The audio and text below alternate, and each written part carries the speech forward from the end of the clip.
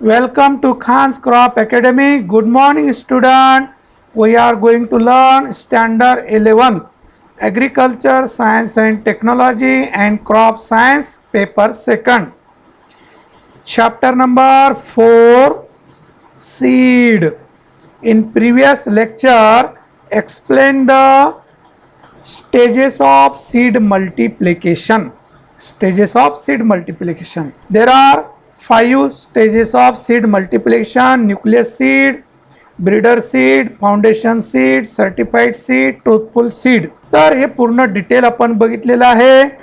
त्याचं कसं मल्टिप्लाय होतं, कोण एजन्सी त्याच्यावर कोण कंट्रोल करतं, कुठं मल्टिप्लाय होतं, कसं लेबल असतं, कसं रंग असतं, कसं त्याचं टॅगिंग असतं, सगळं आपण बघितलेलं आहे.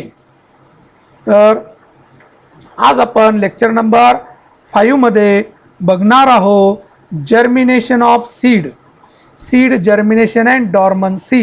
त्यामधलं पहिलं आपण बघूया seed germination. What is mean by germination? Definition of germination. उगवणे, उगणं म्हणजे काय?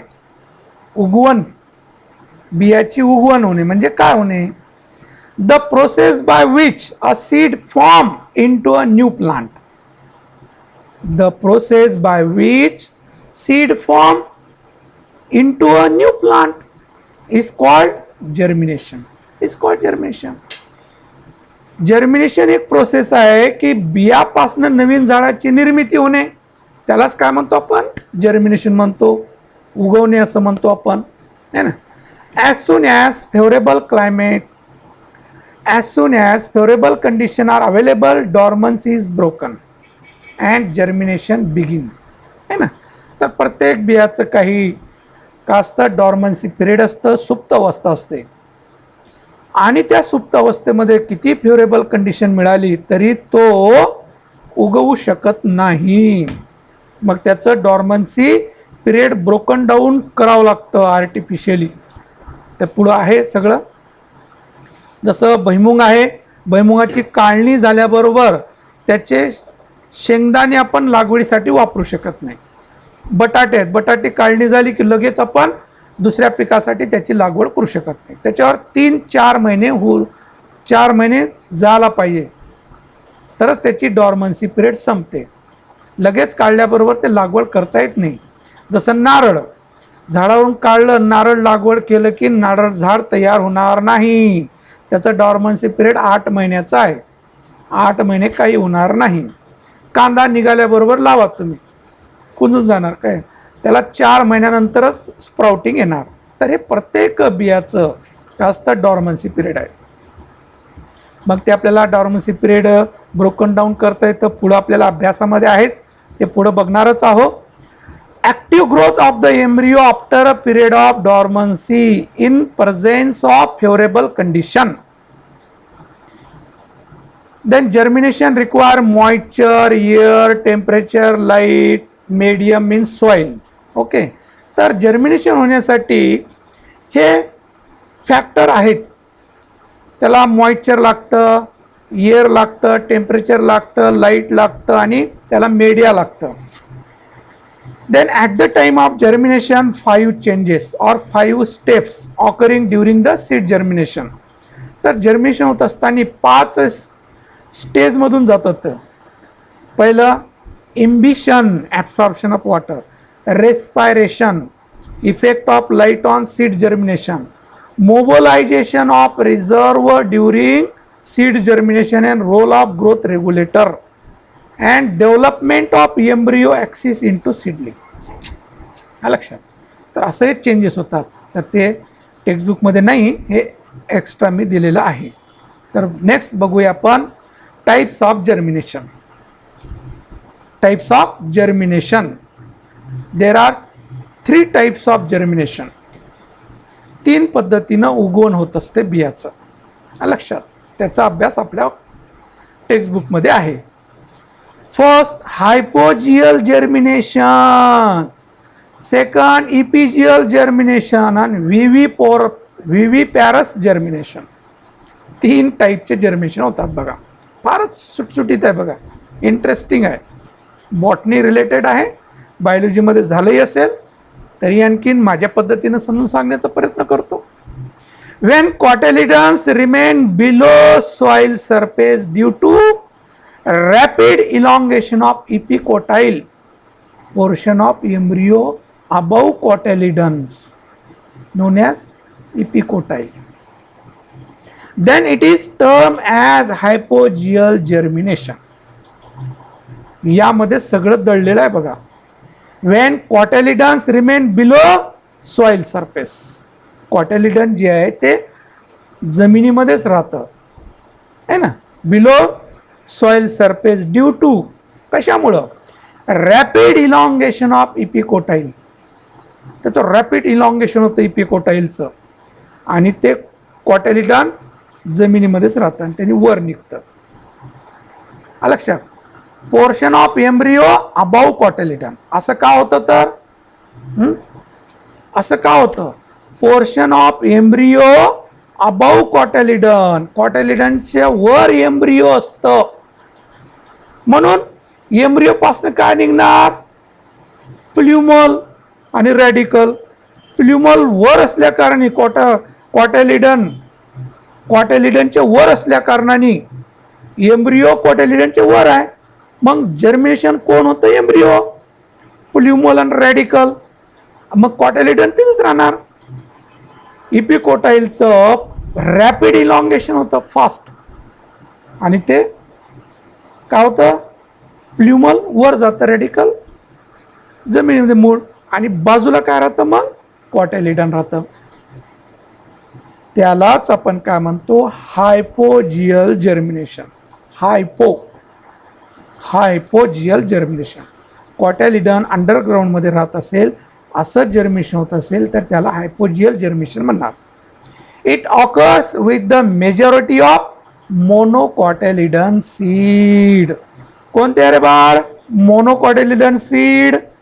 व्हीट, बाजरी, मेज हे काय, मोनोकॉटेलिडन सीड आहेत है ना. त्यालाच आपण ग्रॅमिनी फॅमिली असं म्हणतो. जेवढे ग्रॅमिनी फॅमिलीमध्ये मोडणारे पीक आहेत ते मोनोकॉटेलिडन. सम बघा आणखीन, some large seeded legumes, some larger seeded legume. काही द्विदल पिकामध्ये जे लार्जर बियाची साईज आहे, पी, वटाणा, gram, and some trees like mango, jackfruit, coconut and arecanut, हे जे आहे यांच्यामध्येही हायपोजियल जर्मिनेशन होतं. असं सांगता येणार नाही आपल्याला की सगळं मोनोकॉटेलिडनमध्येच हायपोजियल होतं, असं नाही. लेग्युमिनसमध्ये जे लार्जर साईजचे बियाणं जे आहेत त्यांच्यामध्येही हायपोजियल जर्मिनेशन होतं. समजलं. उदाहरण लक्षात ठेवायला पाहिजे. मोनोकॉटेलिडन सगळंच आलं आहे ना.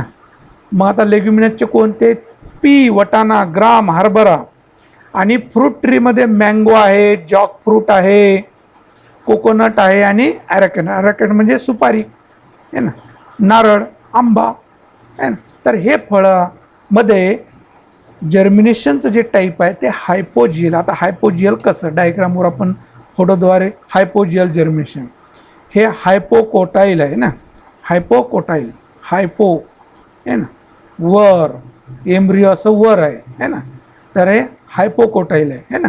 एम्ब्रियो वर आहे कशाच्या,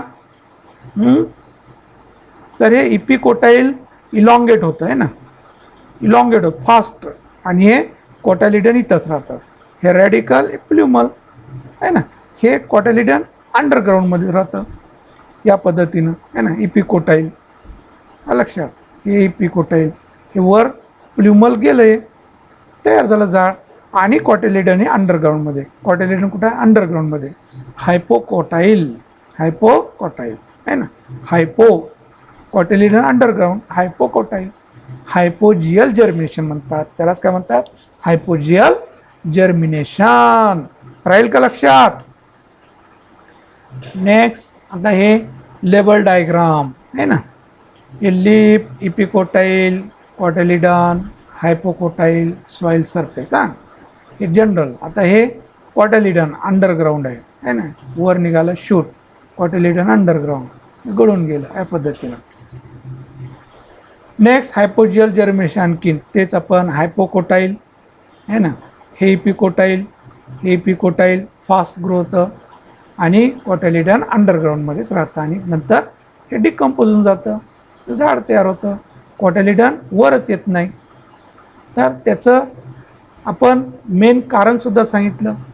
पोर्शन ऑफ एम्ब्रिओ अबाव असतं त्याचं आहे ना, एम्ब्रिओ अबावमध्ये असतं, तर इथूनच काय प्ल्युमल निघून जातं, कॉटेलिडन खाली राहतं. Next second epigeal germination. कोणतं germination? Epigeal germination. when cotyledons pushed above soil surface due to rapid elongation of hypocotyls, तिथं इपिजियल कोटाईल आणि इथं हायपोकोटाईल जे आहे ते रॅपिड इलॉंगेशन होतं आणि कॉटॅलिडनला वर नेऊन जातं. पोर्शन ऑफ एम्ब्रिओ बिलो कॉटॅलिडन, हे मेन कारण आहे. एम्ब्रिओ कुठं असतं? बिलो कॉटॅलिडन्स. एम्ब्रिओ कुठं असतं? Below cotyledons. Then it is term as epigeal germination, म्हणून याला म्हणतात epigeal germination. It is mostly observed in horticultural and woody plant species, that is cotton, cucumber, castor, sunflower, groundnut, tamarind and French bean. Cotton, कापूस, काकडी, एरंडी, सूर्यफूल, भुईमूग, चिंच आणि French bean. लक्षात, यामध्ये इपिजियल जर्मिनेशन होतं. तर इपिजियल जर्मिनेशन कसं होतं बघूया आपण. हे आहे बियाणं, सीड, रॅडिकल तयार झालं बघा है ना, आणि रॅडिकल तयार झालं, इपिकोटाईल इलॉंगेशन होतं. इपिकोटाईल इलॉंगेशन झालं की ते मातीच्या बाहेर निघतं है ना. इपिकोटाईल कशाला नेऊन कॉटॅलिडनला वर नेऊन जातं, तिथून मग काय होतं, हे प्ल्युमल निघतं है ना, हे प्ल्युमल. ओके, तर या पद्धतीनं हे हायपोजियल जर्मिनेशन. इथं रूट हेअर्स. ओके, नेक्स्ट बघूया इपिजियल. ऐक लक्षात, हे बियाणं, हे काय झालं, रॅडिकल तयार होतं अगोदर, हे रॅडिकल तयार झालं आणि रॅडिकल तयार झालं की इपिकोटाईलचं जे भाग आहे ते इलॉंगेशन होतं, फास्ट इलॉंगेशन होतं. इपिकोटाईल काय करतं, इलॉंगेशन झालं की मातीमधून त्या कॉटॅलिडनला बाहेर काढून नेतं मातीच्या, आणि नंतर मग हे काय होतं, इथून काय निघतं, प्ल्युमल निघतं, हे शूट निघतं आणि कॉटॅलिडन दोन्ही असं बाहेर राहतात, असं मधून शूट निघतं, दोन्ही कॉटॅलिडन दोन्ही साईडला. नंतर हे काही काळानंतर हे काय होतं, गळून जातं, हे मोठं झाड तयार होतं पूर्ण. तर रोपट्या अवस्थेमध्ये 8-7 दिवसापर्यंत राहतात कॉटॅलिडन, नंतर हे वाढून जातं, गळून जातं. हे याचं काही फंक्शन नाही ना. आता हे फंक्शन, हिरवं पानं हे फूड मटेरियल तयार करतात, ग्रोथ होत असतं ते झाडाची. या पद्धतीनं इपिजियलचं लक्षात. आणखीन बघूया इपिजियल. या पद्धतीनं बी जर्मिनेशन केलं, हे रॅडिकल तयार झालं, रॅडिकल इपिकोटाईल फास्ट ग्रो होतं, त्या ग्रोमध्ये कॉटॅलिडनला वर नेऊन जातं, तिथून मग कॉटॅलिडन जमिनीच्या वर निघतं आणि त्या कॉटॅलिडनमधून प्ल्युमल निघतं बाहेर. लक्षात, आणि झाड तयार होतं, इपिकोटाईल, हे इपिकोटाईल. लक्षात, या पद्धतीनं इपिजियल, या पद्धतीनं इपिजियल आणि हायपोजियल दोघांचंही कंपॅरिझन इथं करून दाखवलेलं आहे. इपिजियलचं कसं आहे बघा आणि हायपोजियलचं. हायपोजियल अंडरग्राऊंड असतं कॉटॅलिडन आणि इपिजियल अबाव ग्राउंड, ह्या दोघांचं जर्मिनेशन असं होतं. देन थर्ड टाईप आहे, फारच इंटरेस्टिंग आहे, viviparous germination. Viviparous germination, germination of seed inside the fruit. फळामध्येच जर्मिनेशन होतं, उगतं, attached to the mother plant which also nourishes the seedling at initial stage just after germination is known as viviparity. viviparity. बरेच झाडामध्ये फळामधूनच झाड निघतं बघा, त्याला विविपॅरस म्हणतात. तो मदर प्लांटच त्याला काय करतो, नरिशमेंट म्हणजे फूड मटेरियल देतं त्याला. हा लक्षात. Known as vivipary. It is observed in many plant which grow along sea coast. बघा कसं निसर्गाचं आहे ना, जे सी कोस्ट आहे, दलदलीच्या जमिनी वगैरे आहे ना, तिथं मॅग्रोव्ज म्हणून भरपूर झाडं असतात. बघा मॅग्रोव बघितलं झाडं. आणखी मी दाखवतो. रायझोपोरा हे व्ही पॅरस जर्मिनेशन होत असतं. आता बघूया व्ही पॅरस. बघा हे ब्रँचेस आहेत, त्याला फळं लागलेली आहेत, हे फळं लागलेले आहेत, हे फ्रूट, हे ब्रँच आहे, ब्रँचला फळ आहे, फळामधून काय निघालेलं आहे, रॅडिकल निघालं, हे रॅडिकल. लक्षात. मग रॅडिकल हे जमिनीला धरलं, तिथं मुळं तयार झाले, झालं झाड तयार झालं, फळ हे निघून जाणार, झालं झाड. अशा पद्धतीनं फळापासनं झाड तयार होतं, आहे की नाही. इथं आणखी हे मॅग्रोचं झाड आहे बघा, आहे ना, मॅग्रोचं हे फळं आहेत, हे फळं इथं आपण दाखविले, हे ब्रँच, फळ, फ्रूट आहे ना, हे रॅडिकल इलॉंगेशन होऊ लागलं आहे की नाही, इलॉंगेश झालेलं. मग हे इलॉंगेट झालं, हे जमिनीला धरलं, रूट तयार झालं, शूट, लिव्ज झालं आहे, सेपरेट प्लांट तयार झाला. या पद्धतीनं व्ही पॅरस जर्मिनेशन होतं. तर हे बघा काही वेळेला मँगोमधूनही, फळामधूनही झाड तयार होतं. बघा हे काही फारच किंचित असतं, हे कधीतरी कुठंतरी बघायला मिळतं. आंब्यामध्ये हे आंब्याला मँगो असतानाच हे झाड तयार झालं. बघा हे आहे व्ही पॅरसचं उदाहरण. पण मॅग्रो हे बघा आहे ना, हे फळ आहे त्याचं, हे फळामधून रॅडिकल निघालं, आता जमिनीला धरलं की इथून हे डिटॅच होणार मदर प्लांटपासून. कारण याला जोपर्यंत रॅडिकल जमिनीला धरत नाही, मूळ तयार होत नाही, तोपर्यंत फळ याला नरिशमेंट देते. मदर प्लांट नरिशमेंट करतं, फूड मटेरियल देतं.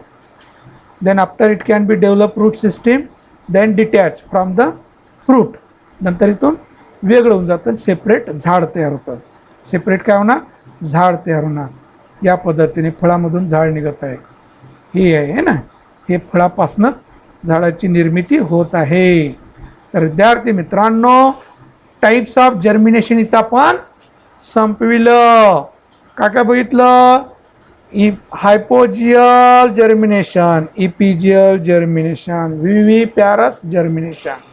ओके, राहील लक्षात. काय नाही, सिम्पल आहे.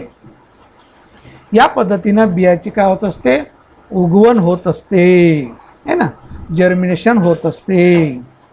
तर बायोलॉजी रिलेटेड आहे, तुम्हाला बायोलॉजीला कामाला येणार, नीटलाही कामाला येणार, CETलाही कामाला येणार. म्हणून व्यवस्थित मन लावून शिकवलं. तसं मी सगळंच मन लावून शिकवतो, कारण मला इंटरेस्ट आहे शिकवण्यामध्ये.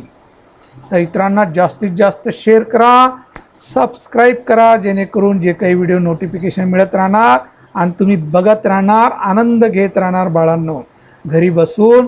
कारण की तुम्ही फक्त नीट करतात या क्रॉप सायन्स आणि ॲग्रिकल्चर सायन्स अँड टेक्नॉलॉजीला तुम्ही तास करत नाही. म्हणून यूट्यूब चॅनलद्वारे मी हे सुरू केलेलं आहे की जेणेकरून फक्त दररोज अर्धा तास दिलं तर तुमच्या ज्ञानामध्ये, कारण कृषीप्रधान देश आहे आणि आपण आंधळ्यासारखं राहतो, त्यासाठी आपण इंटरेस्टनं बघावं, माहीत असायला पाहिजे. मेडिकलवाल्याचा मुलगा मेडिकल चालवतो, किराणा दुकानाचा मुलगा दुकान चालवतो, शेतकऱ्याचं मुलालाच काही माहीत नाही आपल्या शेतीमधलं, आहे ना. यासाठी तळमळीनं मी हे यूट्यूब चॅनल तयार केलं बाळांनो. इतरांना जास्तीत जास्त शेअर करा. जिथं कुठं तुम्ही ट्युशन लावले असतील त्या ग्रुपमध्ये तुम्ही शेअर करत राहा, की जेणेकरून त्यांनाही फायदा मिळणार आणि जेणेकरून शेतीला काहीतरी भार लागणार, त्याचं शिक्षणाचं काहीतरी शेतीला फायदा होणार. यासाठी शासनाने असे विषय ठेवलेले आहेत की आपलं कृषीप्रधान देश आहे आणि जे विद्यार्थी मॅक्झिमम खेडी भागातून शिकायला येतात त्यांना जर हे नॉलेज दिलं तर त्यांनी गावामध्ये याचं शेतकऱ्याला सांगणार. कारण शेतकऱ्याला सांगणारं कोण नसतं, ग्रामसेवक त्याच्याच भानगडीच असतं, तलाठी त्याच्यामध्येच असतं. म्हणून तसं तरी दोन हे काय तर गावामध्ये शेतीचं नॉलेज सांगणारे व्यक्ती शासनाने निवडलेले आहे, परंतु त्यांना याच्याकडं काहीच वेळ राहत नाही, त्या भांडणामध्येच त्यांचं वेळ चालतं. म्हणून हे जे काही शिकलेले विद्यार्थी यांनी आपल्या जे काही जवळचे शेतकरी असतील, काका मामा किंवा आपले शेती इथं नॉलेज वापरणार यासाठी असे विषय ठेवलेले आहे. शिक्षण तर घ्यायचं आहे, आपल्याला शेतामध्ये काम करायचं नाही आहे, पण शेतकऱ्यापर्यंत नॉलेज तर जाईल ना, यासाठी हे विषय ठेवण्याचा उद्देश आहे बाळांनो. खास करून बायफोकल असू द्या, क्रॉप प्रोडक्शन असू द्या, हे उद्देशाने सुरू केलेले आहे की जेणेकरून शिक्षण घेणार आणि इकडं शेतकऱ्याला त्याचा फायदा होणार. कारण शेतकरी आपले अनाडी आहेत, त्यांना कोण समजून सांगणार? तुम्हीच समजून सांगणार आहे बाळांनो. तर त्यासाठी तो तिडकीनं सांगतो की इतरांना जास्तीत जास्त शेअर करा की जेणेकरून शेतकरी बघू शकतात आणि आपलं हे नॉलेज तिथं त्यांनी वापरू शकतात बाळांनो. त्यांनाही नॉलेज असणं महत्त्वाचं आहे. तर विद्यार्थी मित्रांनो, आपण थांबूया. थँक्स. जय जवान जय किसान.